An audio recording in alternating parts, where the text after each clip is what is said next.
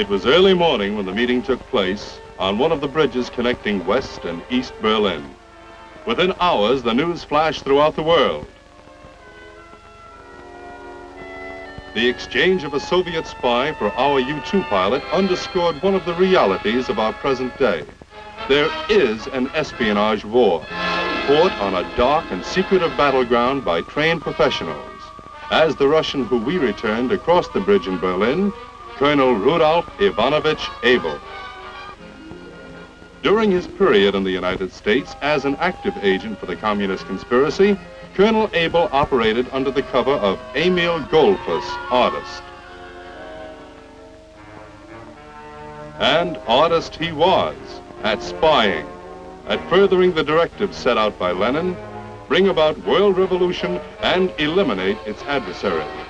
But skilled as the Colonel Abels are, countering them would be less of a problem if not for those who aid the professional agents.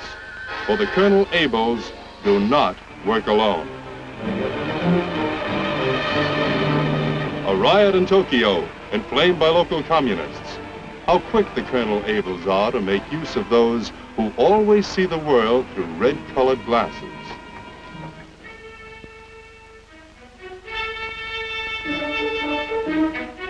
In a quiet corner of a European city, a Soviet agent has met a contact who is not assisting him because of communist conviction, but because he has been bribed. Money is often the lubricant on which the Soviet spy machine rolls.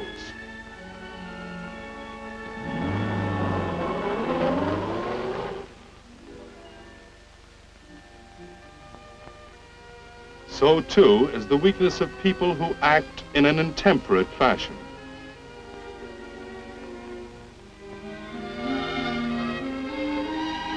A hand caressing another hand.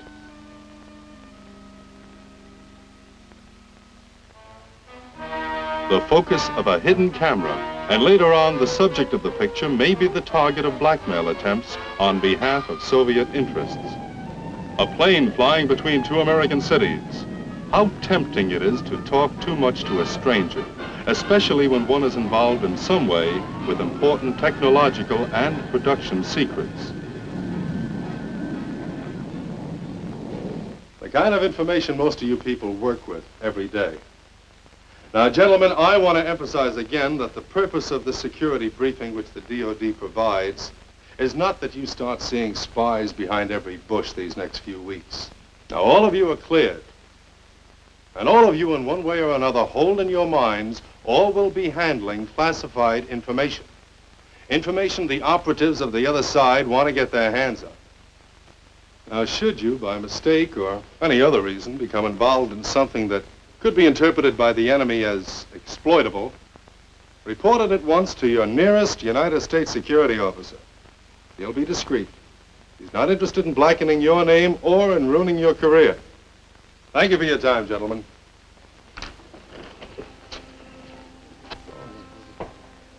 I was glad it was over. The Department of Defense briefing before going overseas for my company. A large outfit in the aerospace field. Oh, not that the briefing was dull.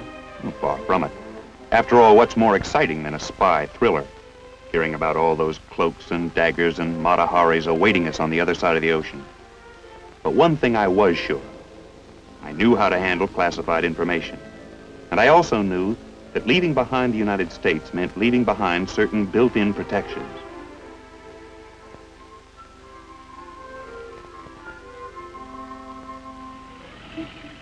Local police to contact quickly, talk to in my own language. The immediate protection of United States agencies such as the Federal Bureau of Investigation. Close at hand, properly maintained security files and safes for classified documents would not always be available on my overseas trip. All these thoughts were running through my mind as I arrived home. Frankly, I had mixed emotions about the approaching trip to Europe. Well, I have the travel bug just like anybody else, but I would be separated from my wife and kids for almost a month.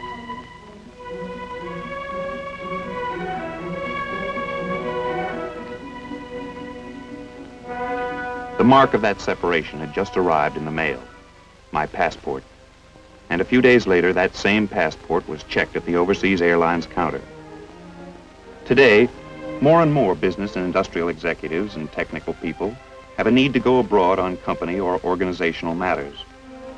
Many military and civilian employees of the Department of Defense must go overseas in the performance of their duties.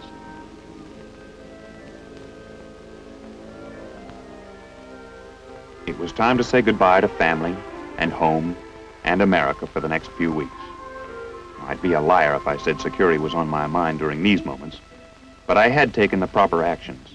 In my bags were papers and blueprints, yes, but nothing classified. These I'd arranged for the company's security office to mail on ahead to a United States military installation close to my destination. Overseas, I had no intentions of letting down on security. As my plane took off, I made this silent vow. Yes, from the moment of my arrival in the foreign country, I was determined to be careful every step of the way. But what I would later come to realize was, in security, as in everything else, good intentions alone are not enough. Things went smoothly at the start. Sure, things were not much like our suburban town back home, but I settled into the routine of the assignment fast enough.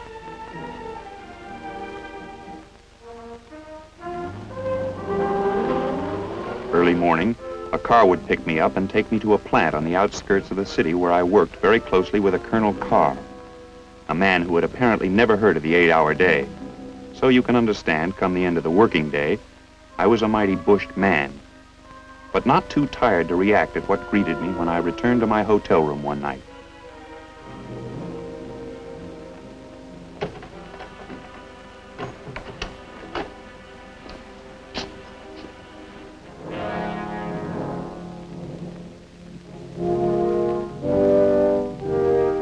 My hotel room had been ransacked.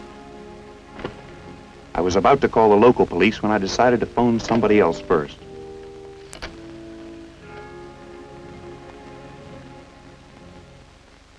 Then as far as you know, nothing was taken. Not that I know of. You left no classified documents in the room. No, I know better than that. Well, I know you do, but maybe whoever did all this was hoping you didn't. You think they were after classified documents? Could be. Why else would a thief take such a chance? Try so hard?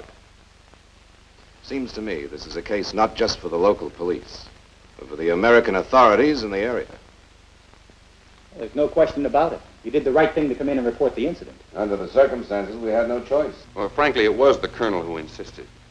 I find it hard to believe that someone would go to all that trouble just on the chance that there might be some classified documents lying around. It's amazing how they will go to all that trouble. You remember a few years ago when it was revealed at the United Nations that the Russians actually placed a sophisticated bugging device inside the Great Seal of the United States? And so began another orientation. This time, believe me, I listened. I was all eyes and ears. Watching and listening to the consulate official, the whole thing seemed to come alive.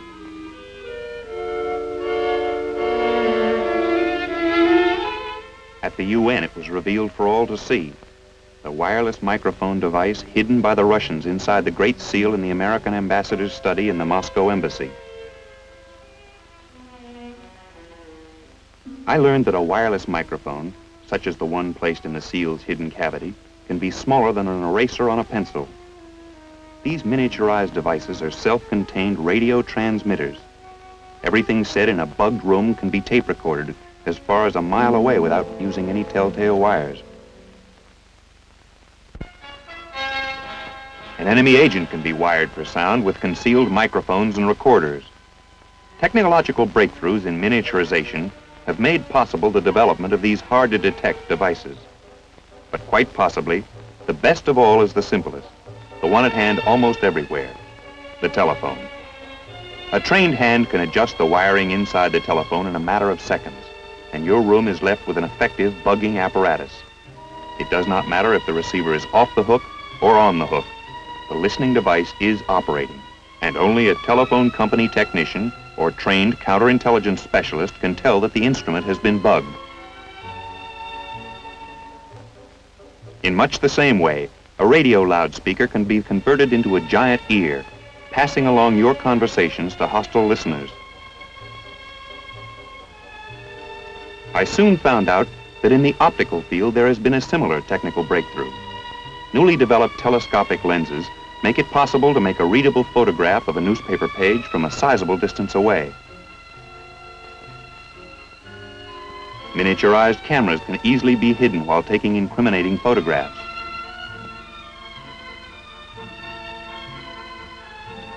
He explained that more sensitive film and new developing procedures require much less light for the taking of a recognizable photograph. Even if there is no light in a room, infrared photography can do the job. Then he stood up and brought back a large mirror. It was really a mirror window.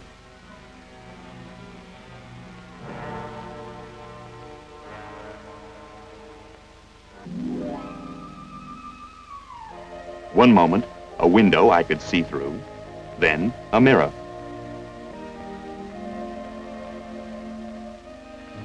Transparent again, then opaque as the agent wishes. All I could now see was myself.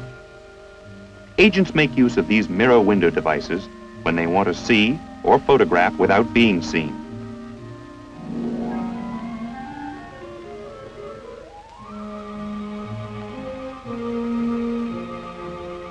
And a good strong lock on a door or safe makes little difference either.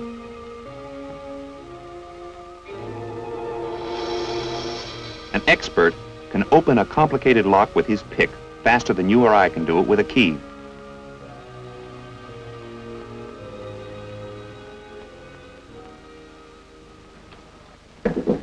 That's a grim picture you paint.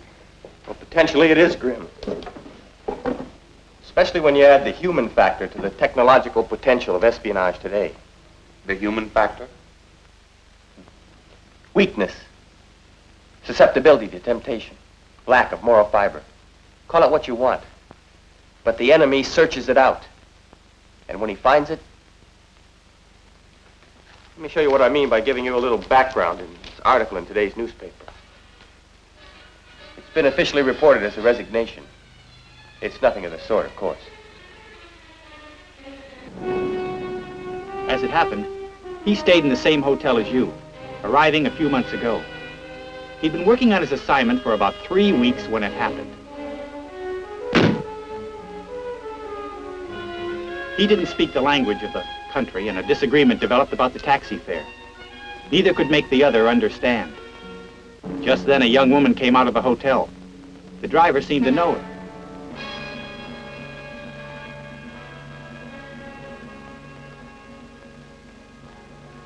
Her talents as an interpreter were more than adequate, and so were her other talents. Whatever she said to the driver, it did the trick.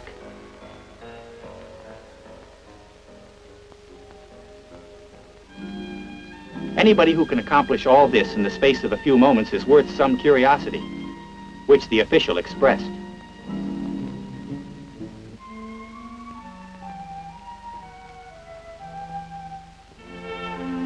Her name was Maria, the driver said. She was a dancer in a local cabaret.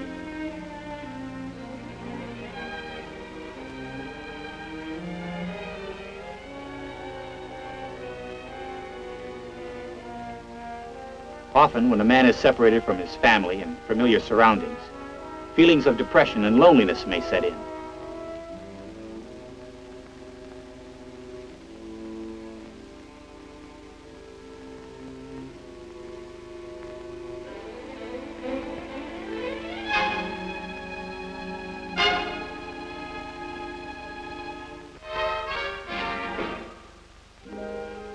Writing a letter back home is no substitute for being home.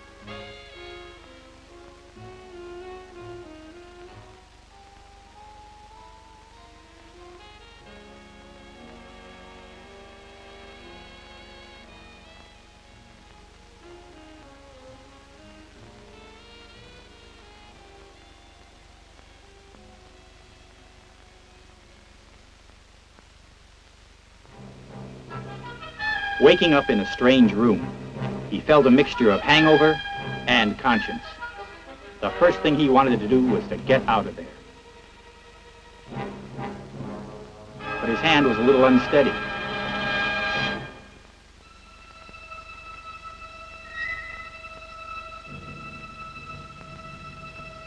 Even in a not very alert condition, he knew what it was immediately. A device for picking up conversations such as his. No, he thought. It couldn't have happened to him. Not to him.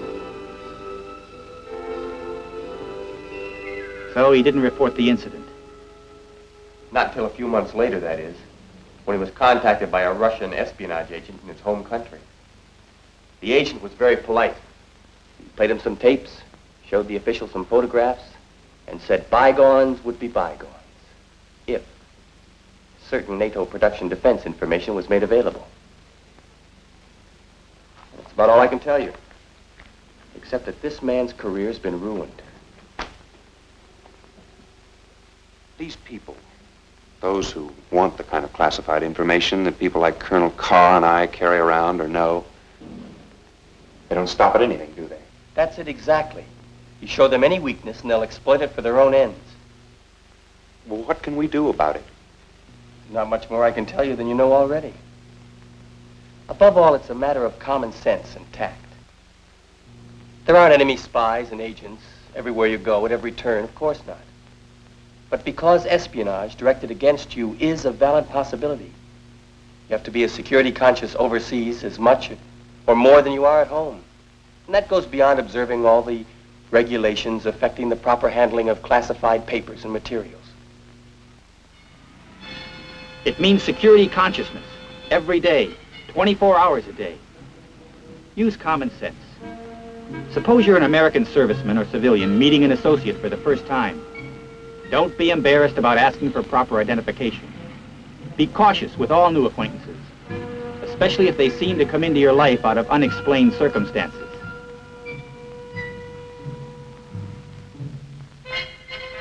Never discuss classified information with unauthorized persons, or over a telephone, or in an area that has not been checked out by security technicians. A foreign national appears at your drawing board. He may have clearance for a certain category of information, but he's not entitled to knowledge of everything in that category. He is only authorized to have access to information he needs to know in order to perform his duties. Avoid any kind of public or private conduct that enemy agents might use as a blackmail weapon against you. Be especially wary of being lured into illegal currency dealings. These are to be avoided if security compromises are to be avoided. Remember, too, that the enemy agent uses legitimate international conventions to make friendly social contacts. These conventions are for exchanging information, but you must know in advance clearly what is and what is not classified. Today, for one reason or another, large numbers of American citizens are going behind the Sino-Soviet curtains for varying periods. Behind these curtains, further precautions must be kept in mind. You should always carry the address and telephone numbers of the United States Embassy or legation on your person. If you become involved in any difficulty, no matter how slight, contact the embassy or legation as soon as possible for assistance.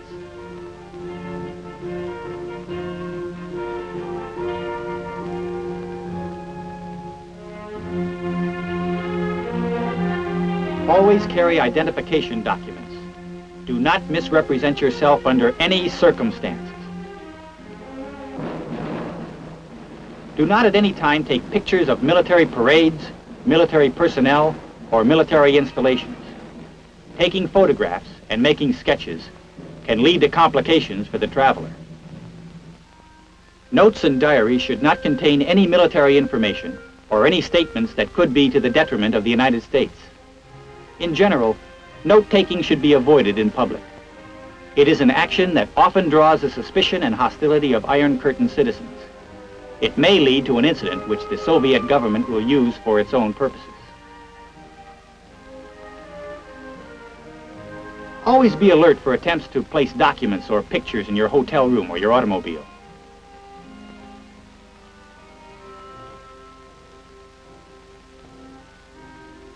Do not accept letters or any other objects for safekeeping or for delivery to an address either inside or outside Iron Curtain countries. Just about all mail is censored. Since usually you will not be able to read the contents, you may be giving Soviet or satellite authorities an opportunity to make embarrassing and compromising charges.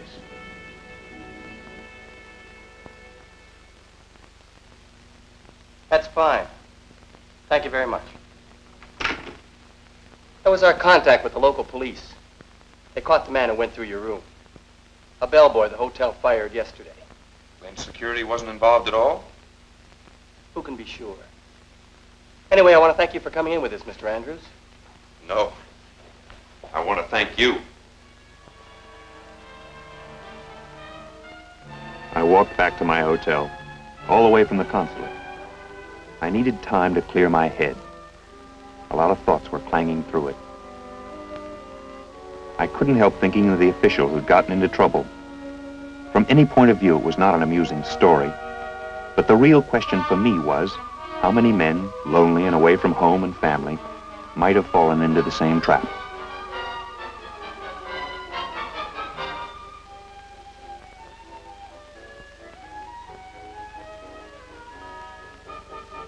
There was a lot of mail waiting for me.